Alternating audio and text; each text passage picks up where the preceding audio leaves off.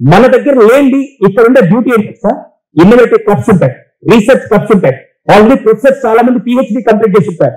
అటువంటి స్కాలర్స్ ఉన్నప్పుడు ఒక అబ్బాయి ప్రొఫెసర్ సహాయంతో ఏ సాధించాడో నేను చెప్తాను. ఇంటర్మీడియట్ చదివే కుర్రాడు తన కొడుకు నేరుగా సైకిల్ వేసుకొని వచ్చి రాగానే తండ్రి చూశాడు. ఏంటన్నా అలా ఉన్నా అంటే, ఏం లేదా పొలానికి వెళ్ళి పురుగు మందు కొట్టేసరికి అది ముక్కులోకి చాలా ఇబ్బంది అవుతుంది, ఏం చేయాలి అర్థం కావట్లేదంటే, అరే కేవలం మా నాన్నకే కాదు ఇది ప్రతి రైతానికి సమస్య ఉందని చెప్పి అప్పుడు ప్రాబ్లం ఆలోచించాడు.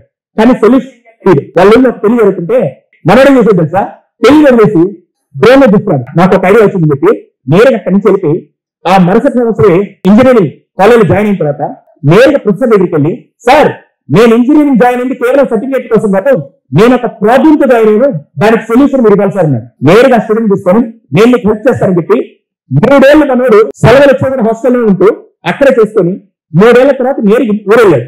ఊరెళ్ళి వాళ్ళ నాన్న ఫోన్ చేసి, నాన్న పొలం గడ్డి దగ్గర రా అంటే, అరే రాకరాకు వచ్చి ఇంటికి రా అంటే, లేదు నాన్న నువ్వు పొలం గడ్డి దగ్గర రా అన్నాడు.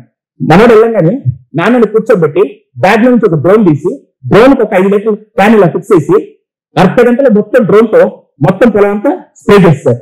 వెంటనే అడిగారు, ఏంటంటే, నాన్న నేను ఇంజనీరింగ్ జాయిన్ అయింది కేవలం చదవడానికి కాదు, మీ సమస్యని సాల్వ్ చేయడానికి ఇంజనీరింగ్ ఒక పునాదిగా వాడని ఈ రోజు సాధించి ఇక్కడికి వచ్చారని చెప్పి మనోడు చెప్పాడు.